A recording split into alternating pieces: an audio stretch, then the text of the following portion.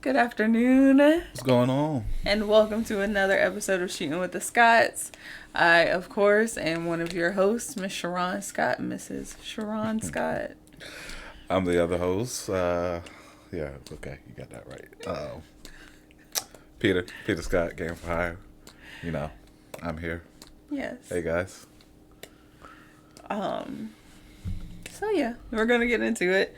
Thanks for coming back. Thanks for watching our episodes, and thanks for sharing, and all of those good things. Yeah, see some people commenting, getting some likes, getting our Right. views up. It's always good. That is. So before we get into this, I just want to put out a trigger warning. This episode talks about a lot of different things. But mainly we talk about death and how we're affected by it, how people around us are affected by it. And I realized that could be a little bit triggering for people. So if you are squeamish when it comes to talking about death and getting deep into that whole philosophy and things like that, please feel free to skip this episode. Okay, on to our topic for today. Trifling. There's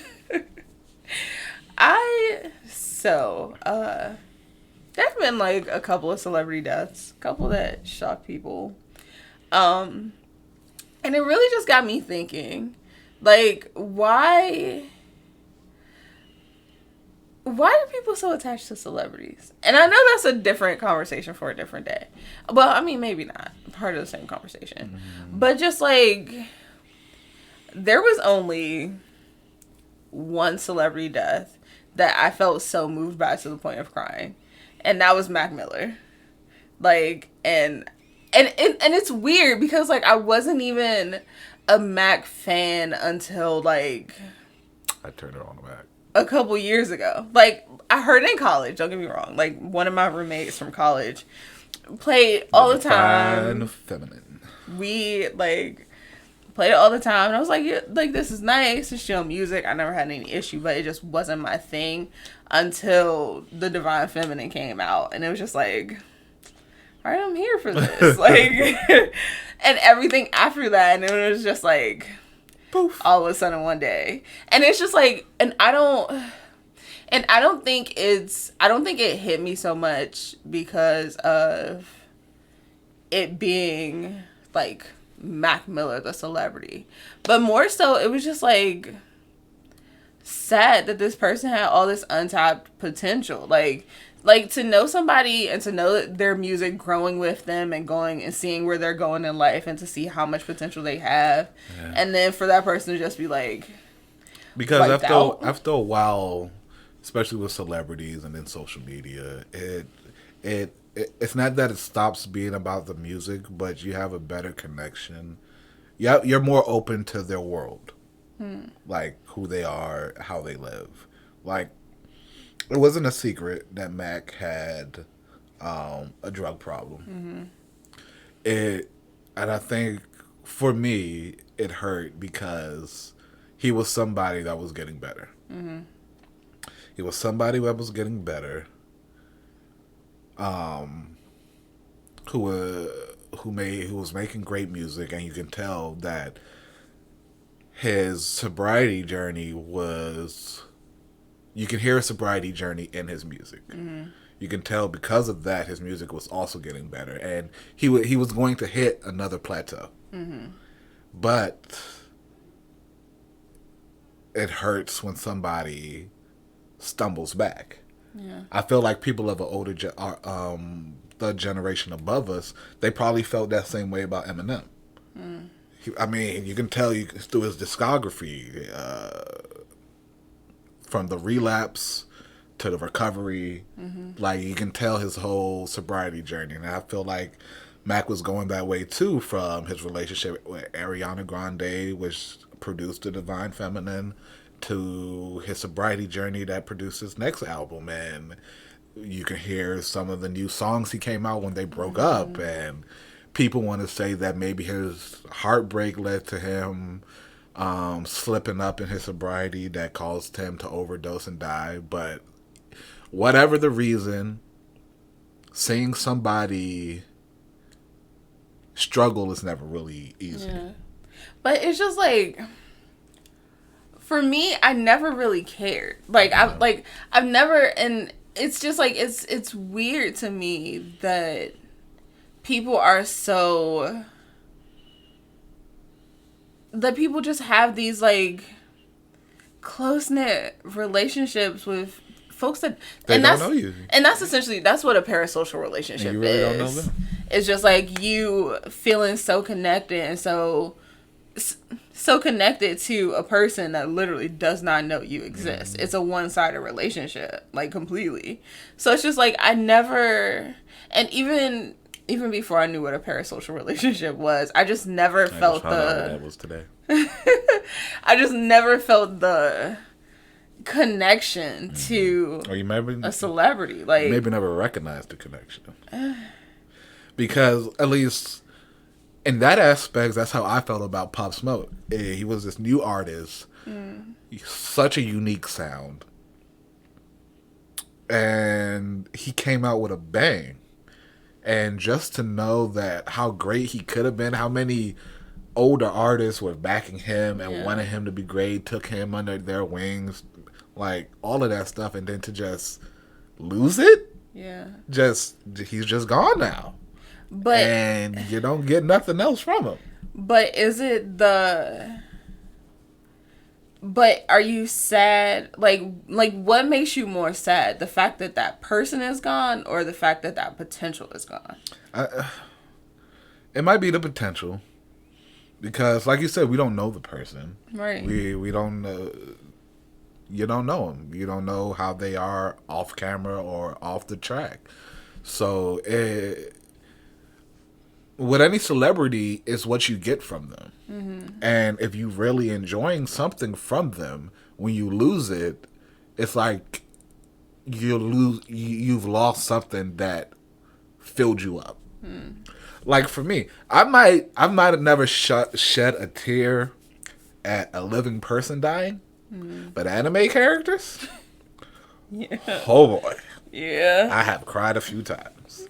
And these people aren't real. They're cartoons. They somebody came up with them in their head and put them on paper. They definitely don't know me. I'm not a ninja. But when Neji died in Naruto, boy, that hurt me. Yeah. And it was because of what the character represented. Somebody who started off on this dark path, who met this person that stood up to them and told them they ain't shit and need to stop acting like they the shit. And to see them grow throughout this series to somebody who is honorable, respected, has a connection with this character, and then to imagine what plateau they could reach, and then all of a sudden the next page they dead on screen, like on screen death. You know they ain't coming back. Yeah, that hit me. I don't know why people. It's the same adage of looking up to celebrity or role models.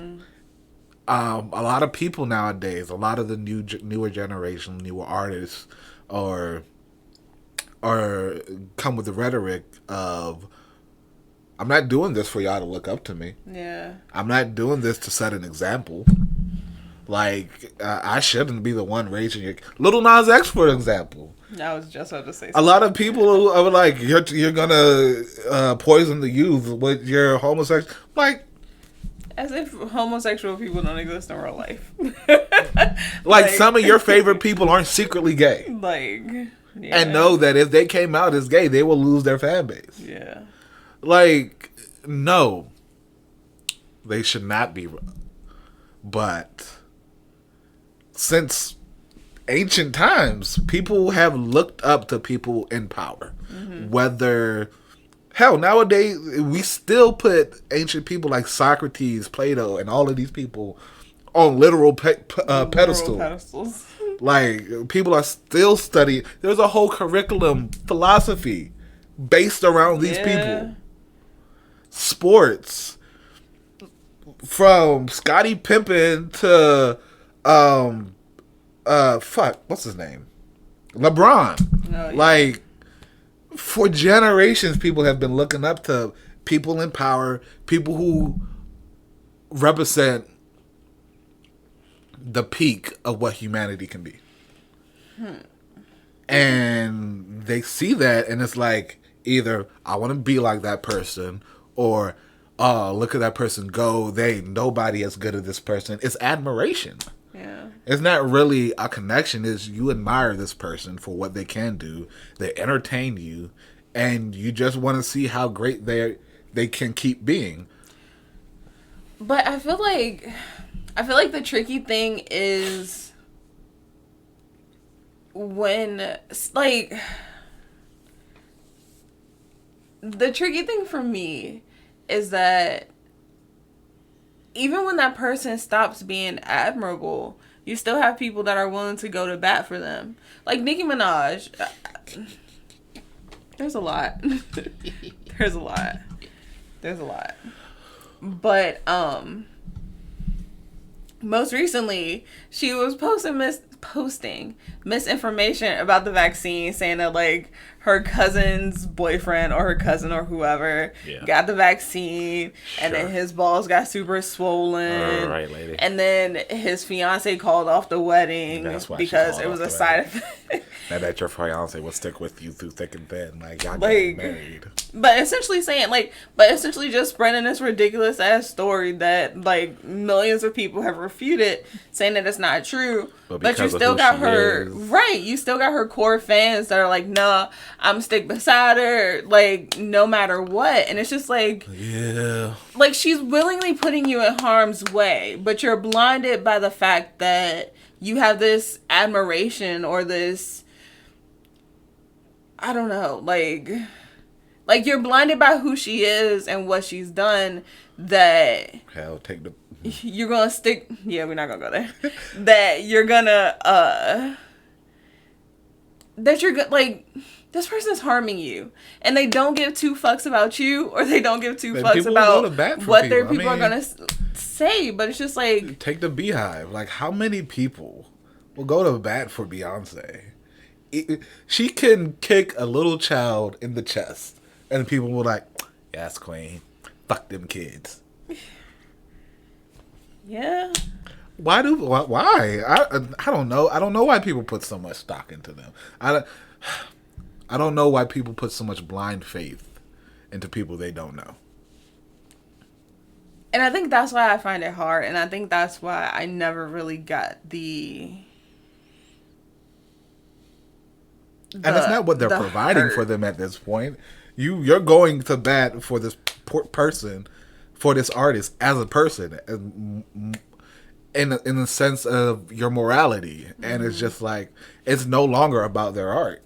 Yeah, that's when it gets kind of weird for me, because let's take Lil Nas X. Oh man, this boy is a professional troll. I will root for Lil Nas X just because of how mad he makes people. Yeah. Not because of who he is or the music. He makes great music, don't get me wrong. I am looking forward to Monterey on Friday. But the amount of hate this boy can get, the amount of trolling this guy does, man. Mm-hmm. And it just, like, make them crumble. Yeah. I was saying, it's done on purpose. And it's just like, yeah.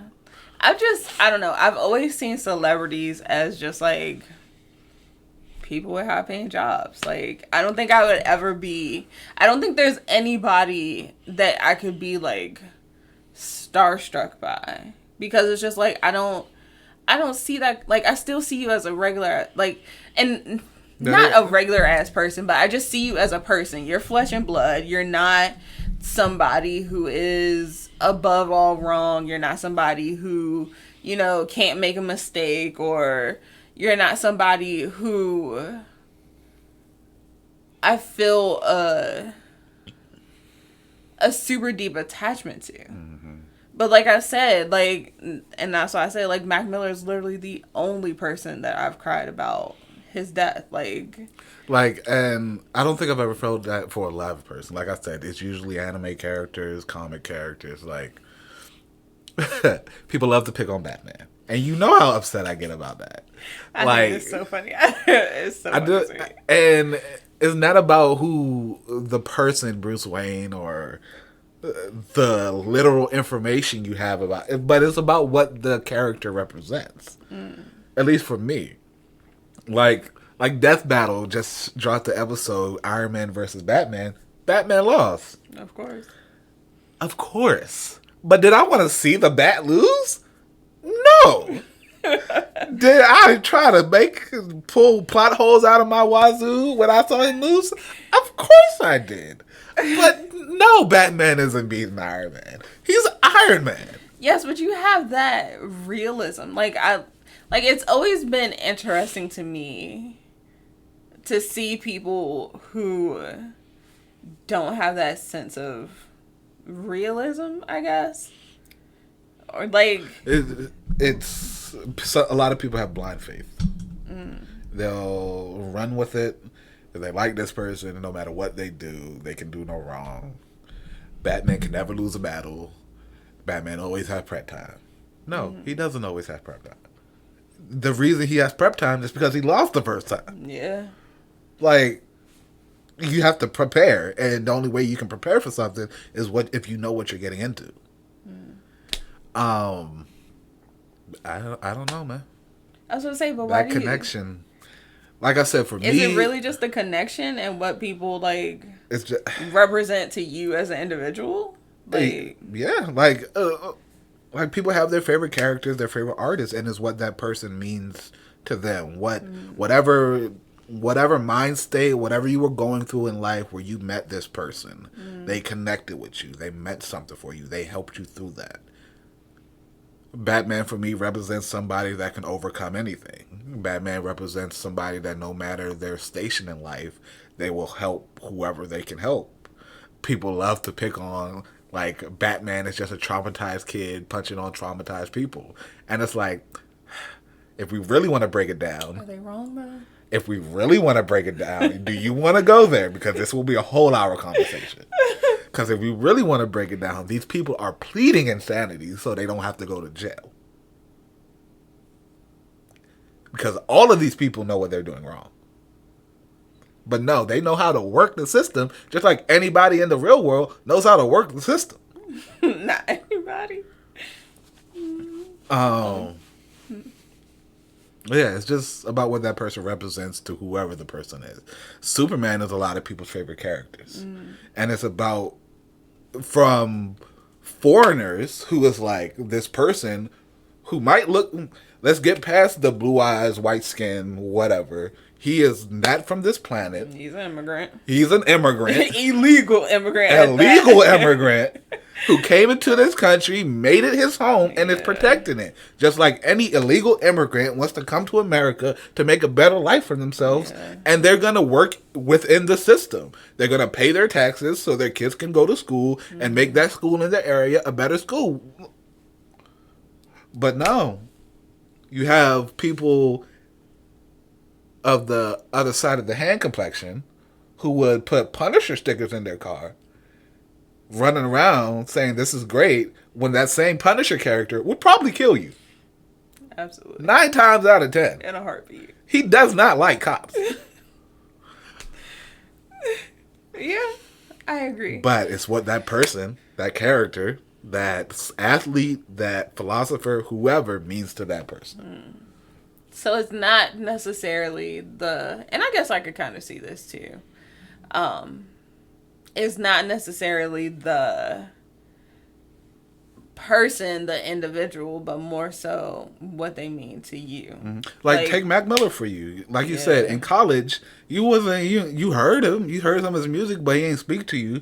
But when Divine Feminine came out, when you were in a great relationship with this great dude who was showing you all types of love and affection, that spoke to you. Yeah. Yeah. So you hooked on that. Okay, I can see that. I agree with that. I agree that it could be your emotional connection to what the person represents. Mm-hmm. I think my issue and what I kind of find hard to reconcile is, like I said, when you have celebrities, no matter how wrong they are. Like, although you played it in the apartment and I couldn't necessarily escape it, I was not going to listen to Donda at all. And it's just like, I don't have a care to, like, I don't, and it's not like, it's not from like a hater's point of view. It's really just like, you can't separate the person from their music. Right. And I think that's why I have a hard time with, like, celebrities dying and people being so sad and so all up in arms, because it's like, I see it all as one whole thing. Mm-hmm.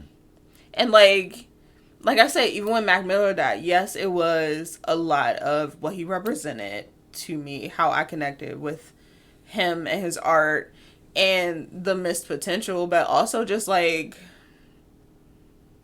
I saw myself and I saw my friends in him. Like, mm-hmm. like, he was 20-something years old, like, around our age, like, just, like... Hell, even Kobe represented a lot for basketball players. There was this person who was great, who represented not just talent, but hard work. You go to DMX. Oh, man, DMX had the journey of a lifetime. How much crap has he been through? And this dude, he probably started to, he kept peaking. Mm-hmm. And it's like he was about to come out with new music. He was coming back into the limelight. Yeah. And then just to lose him, just up and poof, gone. Hell, damn, I should probably remember his name. But he was on Tahir's podcast. I think it was Damn Internet You're Scary. But he was there. They were chilling, laughing, shooting it. And then to the next day you find out he's dead too? Like, it's. I think it's also the quickness. Like, nobody can... I don't think anybody, no matter how long this earth has been rotating, has really wrapped their head around death. It can happen literally at any moment. Like, whether you're 5 years old or 85 years old, it can happen. Yeah. There's nothing... Hell, we know a celebrity who lost his son, and it's just like, dude was 21 in his prime. All he was doing was driving. Minding his business at that, like, not even. And nothing he did caused it, but his life was still taken. And it's just like, death isn't like life. Life, you have 10 months to prepare for life. Death is instant. Cut off. Lights out. See, but I would even challenge that, because, like, there are people who go to sleep pregnant and wake up not. Instant. Like, still instant. Yeah, but you don't have 10 months to prepare for that death. No, but you were preparing for that life. You weren't expecting that death. Death is still instant and unexpected. You would still, even after they lose that baby, they are still mentally preparing for that life to get here. That's why certain people just don't get over that. Yeah. Death is frightening. It's honestly is mesmerizing just how quick it can happen. Yeah. Like, to anybody. Like, there's no rules or regulations to it. There's no guidelines. But like, all right, I check this off my list. Check this off my list. I can die now. So okay.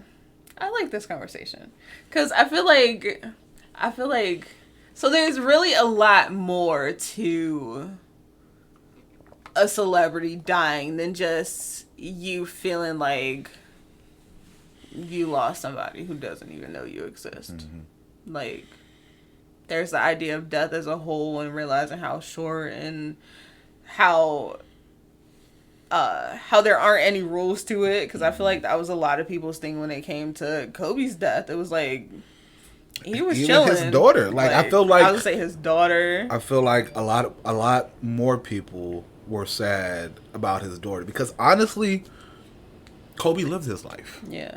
Yeah, he was still raising a kid. Yes, he left behind a wife. Don't get me wrong, but Kobe lived his dream. He succeeded in that dream. Mm-hmm. He was going across the street in a helicopter. Like, if that's not the dream, I don't know what is. It wasn't across the street. But you know what I mean. I know. But if that's not the dream, I don't know what is. And that takes me to another point. If you really want to get philosophical or even religious, in the grand scheme of things, God's not going to call you home until you finish whatever purpose you have on this earth. And in a sense, if you died, that's the end of your story. You lived your purpose. And people who are left behind might want to say, "Oh, his life was cut short, this, that, and the other." But if you believe in a God and religion and philosophy, you served your purpose. Yeah. Everything under the sun has a reason, and if you're dead, you fulfilled that reason. And in a sense, for me, that's kind of comforting. Like, Mac Miller reached all the people he was supposed to reach. Kobe reached all the people. DMX reached all the people they were supposed to reach. They impacted lives. Like, they started foundation. They made kids go down certain paths because of what they've been through. Yeah. Like, I think that's why celebrity and real life death doesn't really hit me so hard. Like, it sucks because, like I said, you lost what could have been, what you wish would have been. But at the end of the day, you must have done everything you were supposed to do. Yeah. You kind of feel a sense of wholeness in knowing that. Like, anybody, I couldn't imagine losing any one of my parents. But I know that funeral is going to be hilarious because at the end of the day, you served your purpose. Like, the day my mother dies is the day I know she touched She touched every kid that she could possibly touch. I'm sorry. That's why I paused. She's a teacher. She's childhood education. She touched every possible soul she was meant to. Mm-hmm. My dad touched every possible soul he was meant to. I can't be mad at God calling him home. Like, you served your purpose, big dog. Yeah. I was gonna say, even go to in sleep. Mistakes, go get some peace. Even in the mistakes people make throughout their lives, sometimes those mistakes teach others around them extremely valuable lessons. Some things you go through isn't for you. Yeah. It's for other people in your life to show that, one, it's possible to get to the other side of this, or to show you the consequences of going down this road. I don't know. Death is a very broad topic. It's something that can be talked about forever. Yeah. I feel, I don't want to say enlightened, but I guess a little enlightened. And just like... I know stuff, y'all. I can talk. Just in knowing that, I don't know, sometimes you gotta, like, broaden your thoughts, I guess. Because it's like, for the longest time, I felt like celebrity dust didn't touch me because it's just like, you another person, I don't know you. Like, it would be different if somebody that I knew died, but it's just like... Hell, even Kane Carter, Hot Damn I Rock. Like, he had one catalyst that sent him down a dark path, and he's finally coming to another side of it. And he's using his journey to make content to help other people who might be... He just released another video, and he was mainly talking about how certain people go through things to get to the other side so they can help other people. Mm-hmm. He went through what he went through, and now he's writing books, he's painting, he's giving life Skype sessions just to help people. I was saying life coaching. Just to help people. Because he knows if he had the resources that he's trying to give people now, he probably would have gotten to the other side quicker. Mm-hmm. He probably wouldn't have to have went through what he went through. Like, you don't have to die to help somebody. That's what put life into perspective for a lot of people. What can I do now before I'm gone? So I don't have to be the one that dies for people to open up their eyes. Slightly. Life is crazy. Slightly depressing thought. And, like, I try not to put too much emphasis on it, but I'm always just like, if I died tomorrow, like, what would have been my purpose to be here? Well, that's not. I don't think that's for us, the person, to decide. I don't feel like that's for us to decide. No matter how many people want to say, I need to find my purpose. I need to fulfill my potential. I need to find my path. That's great and good and all, but it's really about the journey. Like, honestly, you're not going to know your purpose. You're going to die before you realize, I did it. I did exactly what I was meant to do. But I feel like, I don't know, though. Because I feel like... You want to get philosophical and religious again? Jesus is probably the only person who knew his purpose, and it was to die. Again, he wouldn't have fulfilled his purpose unless he died. Yeah, I feel like a lot of people have, and more so celebrities, bringing it back to celebrities. A lot of celebrities, I feel like, while they may have had more to do, I feel like they found their purpose before they died. I would counteract that by saying, even after they retire from what they believe was their purpose, they're still doing that word. Yeah. That word. Philanthropy. They're still doing stuff. Like, take Bill Gates. He made one of the biggest computer companies out there. That still is going strong until this day. I would say, but also to your point, it's also like, I don't think he was like, I'm going to make one of the biggest computer companies out there. That's my purpose. But even after that, he's still finding organizations to support, world issues to fight against. Like, he is still actively doing stuff. So, in a sense, would he feel like he found his purpose? If somebody asked him, do you believe this is what God put you on this earth to do? Would he say yes? Bill Gates, if you're watching, interview. Answer that question for us. Yeah. It's just like, it's... Because people are always doing more, nonstop. They have to feel like they are serving a purpose. Like, celebrities don't just stop once they hit a peak.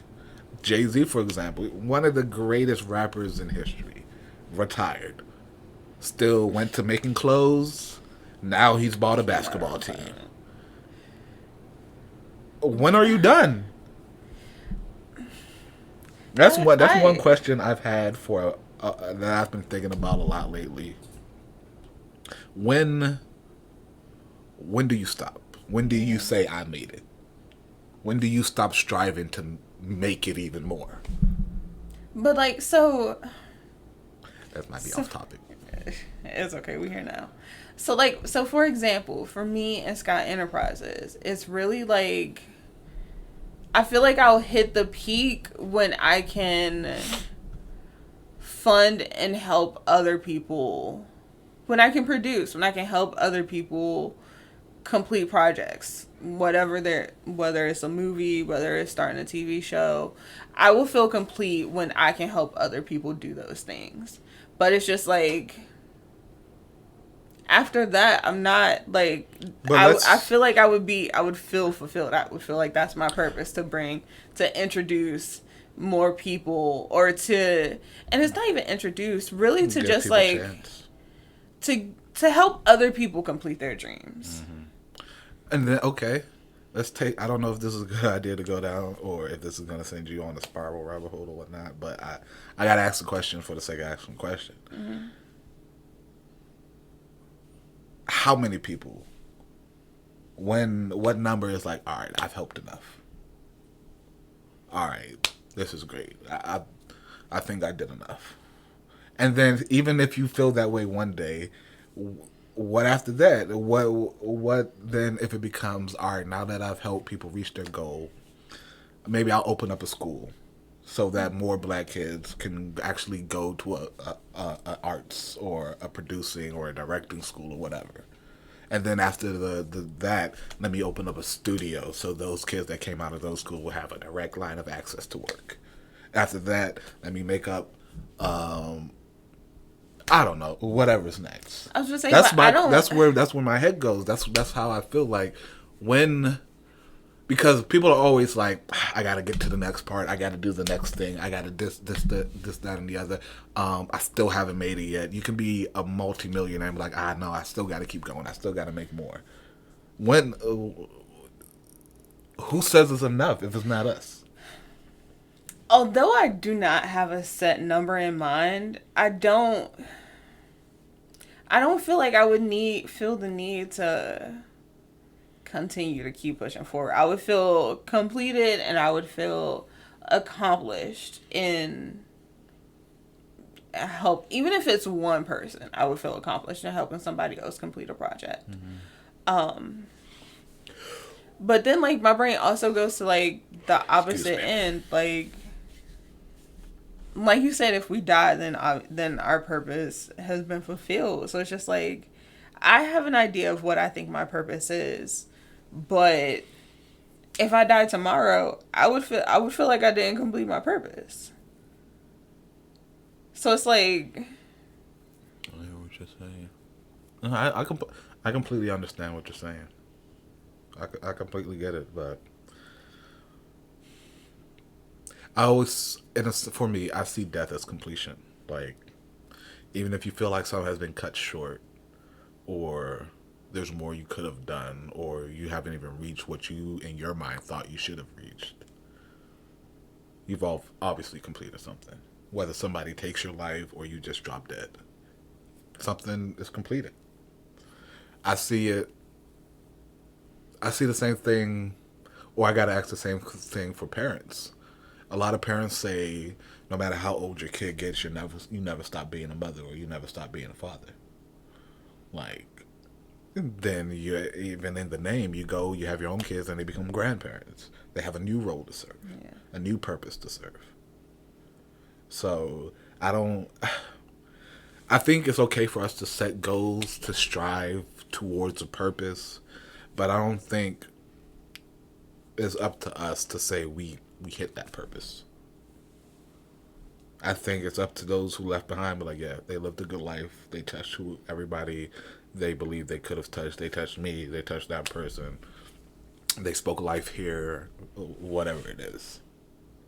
But I feel like, yeah, if we die and we don't believe we hit whatever purpose we were supposed to, of course we're going to feel like, no, I still have more to do. I still have this left to do. If that's true, then you'll live. If not, you've served your purpose. I think I can die right now and I'll be like, I'm content. I made good friends. I lived a good life. I might not, the only regret I would have is not seeing my daughter, but my brothers, my family, they got you. You got it. I'm emotional now because of the death thing. Oh, well, if you're emotional, I was trying to stay away from your granddaddy. But in a sense, he served his purpose as well. He might not have reached where you wanted him to reach to see his great-granddaughter. But it's like you said, getting married, you had your dream, and you felt like that was him talking to you. Yeah. Your grandmother's going to be passed on in a way to Harleen Rose. Like,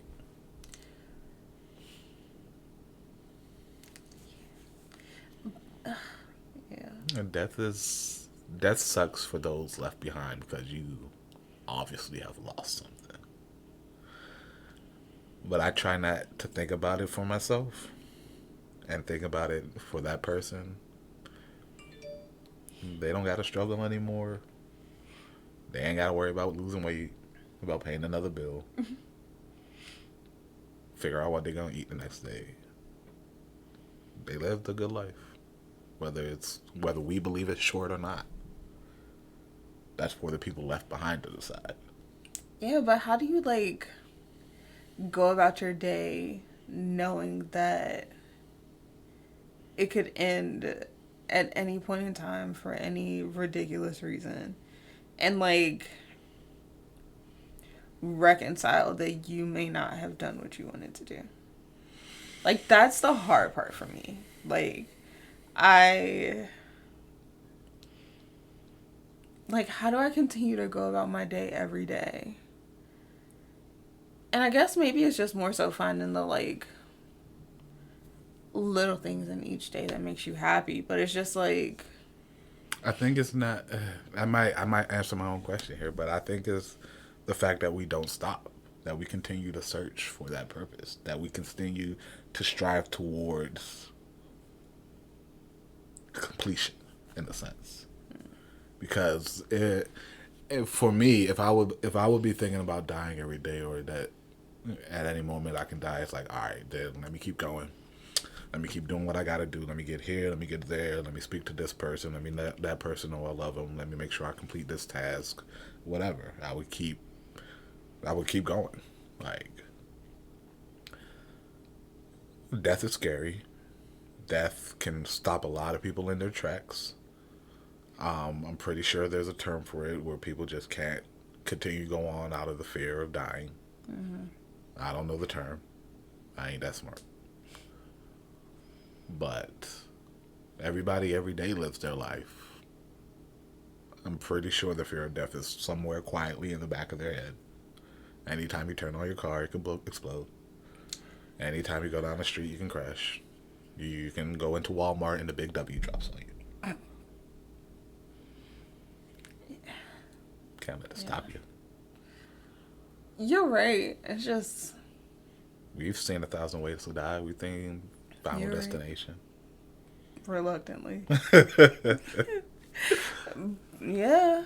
I mean, I don't... This episode might need a trigger warning. Right? Shit, it's definitely going to need a trigger warning. Yeah. I don't want to keep going in circles. Because and I guess maybe that's just the difference in, like, you and me and how our brains work. But it's just, like, I feel like it's extremely sad to, and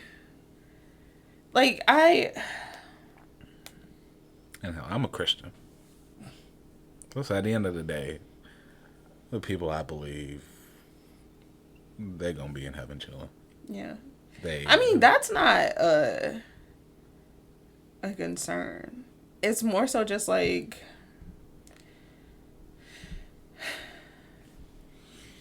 did I touch all the people I could have? Like if like I said, hypothetical, God forbid, if I were to die tomorrow, like, how many people watch our podcast and take something deep away from it? And it's not like, and granted, I'm not saying that, like, you know, I have to have 1 million subscribers and, like, 1 billion views every day. Like, that's not quite it. But it's really just, like, did I hit all of the people that I could have? Mm-hmm. Did everybody that could have enjoyed our show? Mm-hmm. Like, but in my head, I see it as, I'm going to keep trying until I drop dead. Like, I'm going to keep trying to touch as many people. Pause. I'm going to keep trying to reach as many people as I can. I live now and see people who go out of their way to text me.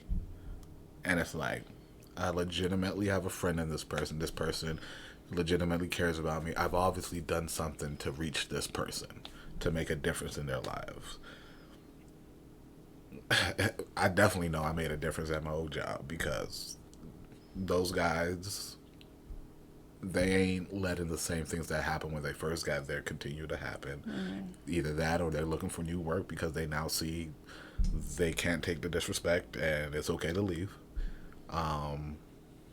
You started that. I've I've reconnected with old friends. Hollywood, for example, like there was a long time there once he left the church and started another. His grandfather started a church where we lost contact, but I found out what he does. I made sure I started to support him because he's family, and we got back in touch. We talk a lot more now. I support him. He supports us, and so I've reached somebody there. Matt, that's one of the first people I've made quick friends with by myself with no help. Like, yeah. So I know there's, excuse me, there's people I've reached. Hell, that I'm creating life. Well, and I know I'm gonna reach her, and I'm gonna reach whoever she reaches through her. So life always, even when people die, there's still something left behind from them. Something people can learn from them. I think that's the thing about death and life.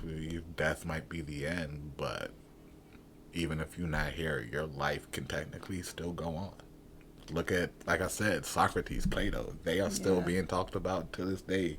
Classes being taught on things they brought up and lessons that they came up with or put into words, more or less. I'm trying to remember the quote. Dang it. Black Panther said it in this most recent episode of What If, which were like, again, death isn't the end. It's just a jumping off point. Something like that. I was gonna say it was something about death not being the end, but just like your life carries on through the people you leave behind. Yeah. It's just like, yeah, maybe I'm not the one that's destined to produce other people's projects. Maybe Harleen will get the producer gene and she'll be the one to carry on Sky Enterprises. Or maybe she'll make it bigger than what you'll leave it for her. Then Scott Enterprises may turn into the Sharon Scott Foundation for Production Academics or whatever. You never know. Life can continue on. Hell, let's bring it back to comics. Like I said, I'm a big comics nerd, and life is real for me in that. Alfred died, and they're not bringing him back right now, or if at all. I would say, or if they went down to the point where in comics canon, Nightwing has made Alfred Pennyworth Foundation to fund all of Bloodhaven. Like, Alfred left his money to Dick, and he's doing something with it to honor Alfred. Batman doesn't call people, so he sent Dick a text. I was like, "You're really doing this for Alfred, man. Gosh. I appreciate that." Crying emoji. But then it's also, would Alfred feel that he lived up to his purpose? Absolutely. I feel like Alfred would definitely, first of all, the way he went out, he looked Damien dead in his eyes with like, "It ain't your fault, kid." Yeah. And got a cap in. Oh, not a cap. He broke his neck. He broke his neck. But still, I feel like Alfred would feel like he lived his purpose. Not only did he help raise an orphan, he helped raise another orphan and another orphan. And he raised a lot of kids. Yeah. And each one of those kids have a story with Alfred. How Alfred helped them get through some tough time that Bruce himself put him through. How Alfred has helped Bruce through not just the loss of his parents, but how to try at least be a better dad with his kids. And we'll start to wrap up soon because I feel like we can keep going forever. We could. I don't know. Just hearing you talk about that, it's like, if you look at 20-year-old Alfred, would 20-year-old Alfred have said his purpose isn't raising a whole bunch of other people's kids? Absolutely not. So it's just like, and I guess it goes back to what you were saying about like people continuing to like reach that next level. Like, I'm starting to come to terms with it. So, like, your purpose isn't necessarily this one set thing that you do and you complete. Your purpose is really just, like, a product of how you live your life. It's an ongoing thing. Your passion might be that one thing. That thing you feel like you have to do. If I don't do this, I'm not living up to my potential. But your purpose, I don't think it's for us to decide our purpose. I think when that proverbial our life flashes before our eyes as we die, we will see our purpose then. See all those who we touched, all those we came in contact with. I feel like that's what eulogies and funerals should be about. Talking about somebody's purpose, showing what they accomplished with their lives, who they made contact with, who they've reached with their lives. Like you said, Alfred. Alfred purposely went into the army because his father wanted him to continue to be a butler in his family. Like that was the family business, butlering. And Alfred was like, nah. I'm gonna go kill people. Gonna be it. And then at the end of the day, he ended up working for the Waynes, still just like his father wanted to. Yeah. Waynes died, and now he's a father. Like, but each step of the way, Alfred wasn't gonna be like, all right, this is my new purpose. It was more so just like, no, I'm living my life. Life dealt him a certain hand, and he just continued to play that hand as best as he could. Like, and I think that more so speaks to a person's character. Like, Mac Miller didn't have to make the divine feminine. Mm-hmm. He could have just kept his little relationship to himself, be happy, not share it with the world. Continue making hype music, and that'd have been it. But no, his love touched him so much so that he had to tell the world about it. Mm-hmm. And his platform was music, and that's how he told the world. Kid Cudi has touched a generation of kids who had nobody else to speak for them, nobody else that understood what they were going through, nobody else that got them. But they found that connection with Cudi. That might be a death I bawl tears for, because of what he meant, because of the purpose that at the end of the day he served.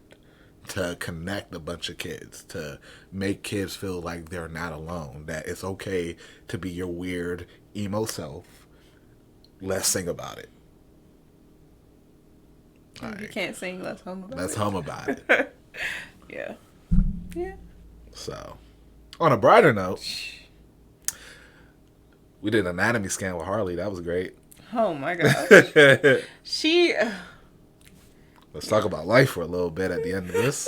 I was going to say, this episode got a little dark. I was not expecting to get this deep. Hey, you got meth on the table. Let's talk about it. Gosh. But yeah. We went to go see her on Sonogram for a little while. That is a busy kid, man. Oh, man. Like, even the, like... I didn't even know she had that much space. Right? Even the, tech that was doing the ultrasound, she was just like, this baby is pretty active. And I was like, yo, always. Like, she was always this active. But I'd rather her be active than just be, sitting, chilling, driving me crazy, because then I'll start to be like, hey... You okay in there? I'm gonna regret if she's actually that active on this outside. Oh my gosh. You dragging me where now, kid? She'll be fine. Okay, let's go. Yeah, that's gonna be my track star. Yeah. Or my karate specialist. She gonna be in something. I feel like, and it's so interesting, but mind-boggling to me. That she recognizes your voice already. That kind of touched me. I was gonna cry a little bit. I was like, nah, there's 2 women in here. I got 3 women in here. I gotta man up.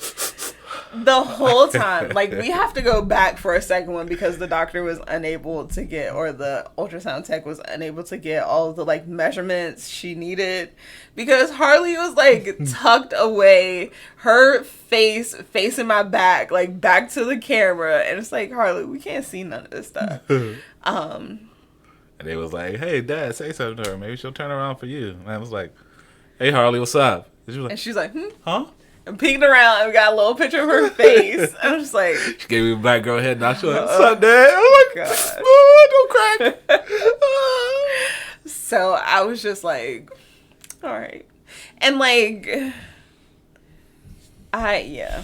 it's gonna be a lot for me. And a lot in just like a amazed and grateful at the way that life has turned out type of way. Just because like I didn't grow up with my father.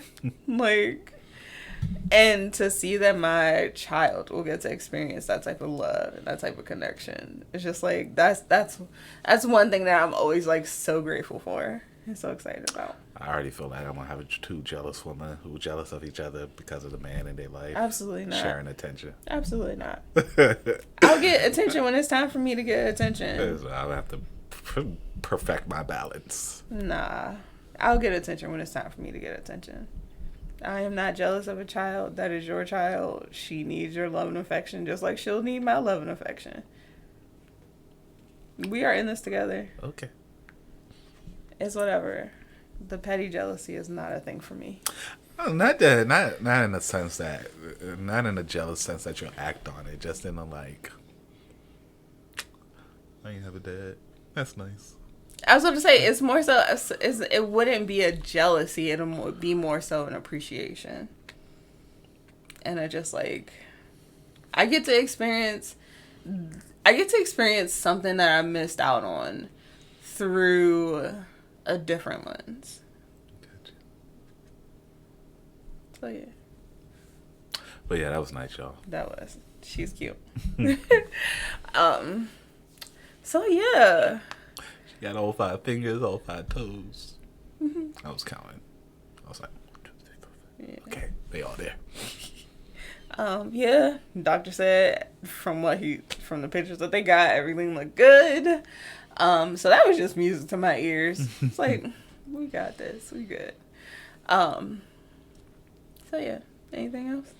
Nah. Continue to live your life. Don't fear death. Appreciate the deaths that have happened because at least they are at peace now. So. And your purpose is probably not something that you can cultivate yourself. Might not be something you can recognize yourself either. So. Just keep doing your best. Yeah. That's all anybody can ask for. Agreed. Well, this has been another episode of Shootin with the Scotts. We have been the Scotts. It's been deep today. It's been real, y'all. And we'll see you later. Oh, man.